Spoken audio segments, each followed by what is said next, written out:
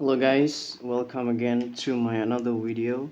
Is the third video of the listening and studying part with the English student book that I've started since my first video from the lesson one. And today we are about to get to the bottom of the lesson three. So the lesson three, the topic is about you can't live without it. Okay, so as usual, you can see three main parts from each lesson, and same as the lesson three is the first part is picture part and some of the descriptions from the picture, and then conversation part, and the last part is grammar part. Okay. So let me take a look at the first part from the lesson chapter 3, the topic you can't live without it. From the picture, we see that there are four pictures in the page 14. The first picture is the picture of the boy with his pet, his uh, his dog, white dog. And the second picture is the picture of the girl who who are taking English course. And the third picture is the picture of woman with a credit card in her hand. And also the last picture is a picture of some women are talking uh, in the phone, and also with a coffee in their hand. Okay. From the first picture, let me read the description of the first picture. My pet. My dog is my best friend. Duke keeps me company and cheers up whenever I'm sad. I intend to get another dog so that he is not lonely while I'm out. From the first picture, we could know that his dog name was Duke. And the second picture, English. Wherever you go or whatever you do, you need English to survive nowadays. I hope to be fluent at the end of my course. So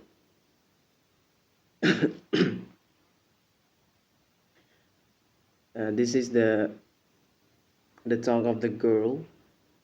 She inquired. She inquired about being fluent in studying English. And the third picture is the picture of a woman with a credit card in her hand. I use my credit card to purchase everything. There will come a day when people will stop using cash. I refuse to leave home without my card. Okay, and the last picture, smartphone. I take my smartphone with me wherever I go. I cannot live without it. I use it for my business and to keep in touch with all my family and friends. Okay, next let we search for some words that we got from the first part. Number one is intend to. Intend to mean aim to, aim to do something. So I intend to get another dog. So he intends, he aims, he want to get another dog. And another word is cash. Cash mean the real money, the real money, not digital money. uh, and then refuse to. Refused mean deny or reject. Like I don't want to do that. I refuse to leave home without my card. So I reject. I don't want to leave home without my card. Move to the conversation part. The conversation part. Here is the conversation between Brian and James. Brian, I just couldn't live without my car. I am so used to it. It's part of me. James, have you ever used public transportation? Brian, I refuse to take a crowded bus or the subway. And besides, I cannot afford to waste any time waiting for transportation. James, well, I always come to work by bike and I manage to get to the office on time, while you often arrive late. Brian, sometimes I get caught up in the traffic. So maybe it is not really faster to drive. James, and with my bike, I help the environment. There is less pollution, gas emissions, and it's healthier to bike to work.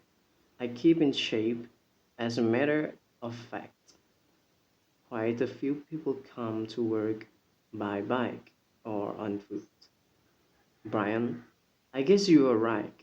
I should walk or bike to work in order to get exercise.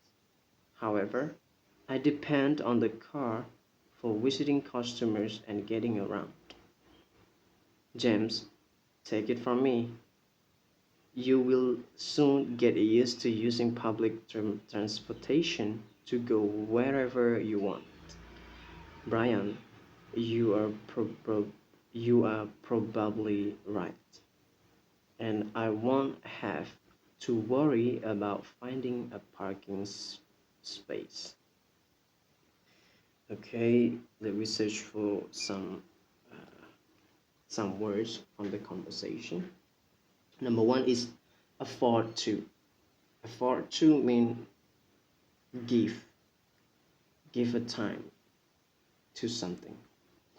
For example, I cannot afford to waste any time, so I cannot I cannot give to waste any time waiting for transportation. So afford to mean like to give something, give my time to something. Next is coda. Coda is the past simple of catch up. Catch up. So catch up means desperate, desperate with something. For example, I get caught up in the traffic, so I desperate with the traffic jam. Next is pollution. Pollution mean dangerous gas, dangerous gas that destroy the environment, destroy the nature. And gas emissions, gas emission mean gas effusion, like let let the gas out from the car. Next is depend on. Depend on mean rely on. So I depend on the car. I rely on the car for visiting customers and getting around. Okay, lastly, uh, we we go to the grammar part. So the grammar part will be talk about would be describe about verb plus infinitive and how to express purpose in English, and then how to use whenever, wherever, and then whatever. Number one, the verb plus infinitive. Some verbs can be followed by infinitives as objects. Study the ones in the book. I hope to see you soon. I refuse to leave home without my cell phone. I intend to finish this assignment before tomorrow. So some verb can be followed by infinitive as objects. So the example of the verb that could be followed by the infinitives is afford, afford to, and then agree. For example, I agree to go with you. Arrange, attempt. Attempts mean try, try. I attempt to speak a lot in order to in order to make my English better.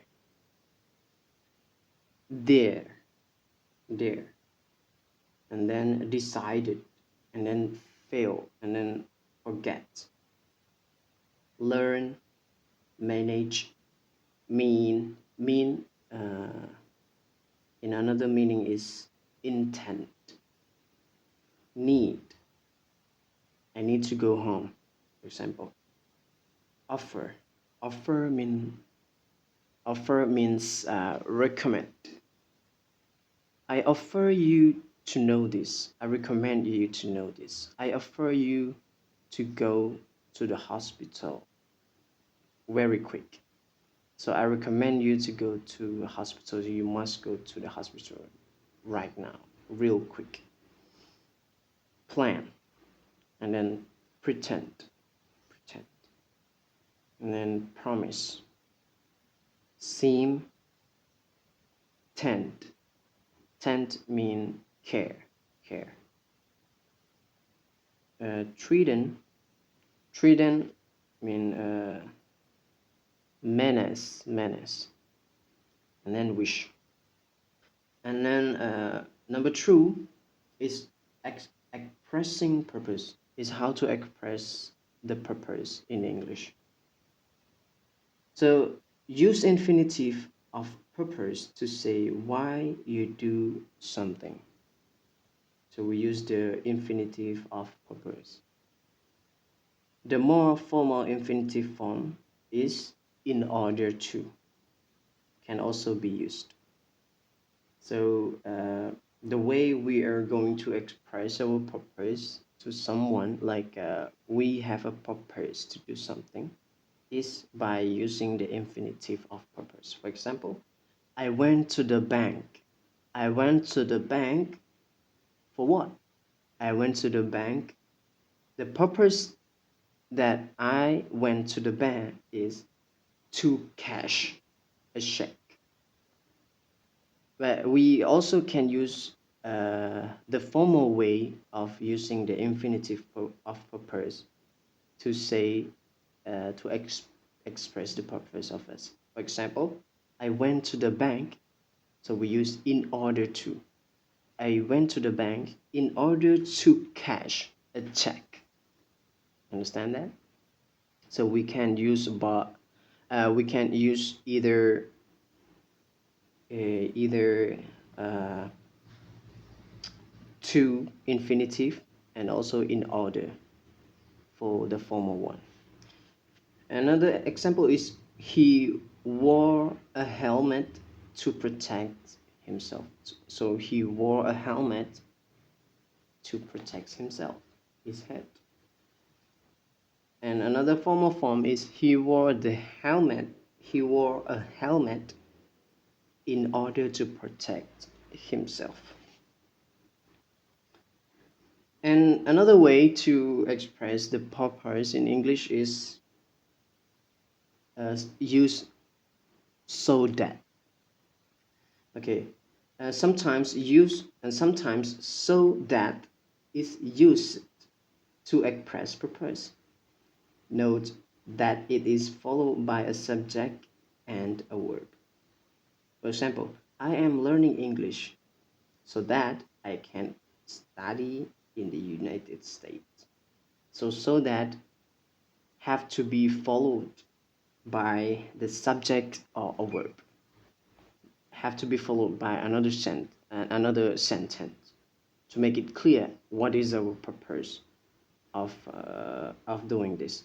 Like for example, I'm learning English, so my purpose, so that after that, what do I get from my studying English is I can study in the United States.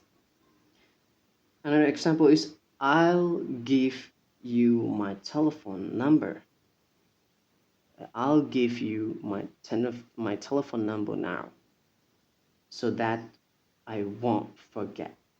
So that I won't forget. So it starts by it starts with a subject I. And number three, the last one about the grammar of this part of this chapter is how to use whenever, wherever, and whatever. It easy. Whenever is to describe the time when it happens, and wherever to describe the place where it happens, and whatever to describe the thing that what you like whatever and what else that means what else you do. For example, I visit my grandparents whenever I can. So I visit my grandparents when I have a time, when I can, whenever, when the time I can, you know. So next is wherever you go nowadays, you need to speak English. So wherever, no matter which place you go in the world, you need to speak English because English is the global language. And whatever career you choose, you will need to use English. You know, whatever career you choose, you will need to use English. Okay, here are some of the grammar parts that uh, we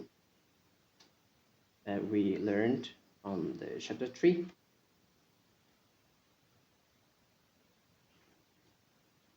So you can also use those grammar in your daily conversation. So see you in the next video.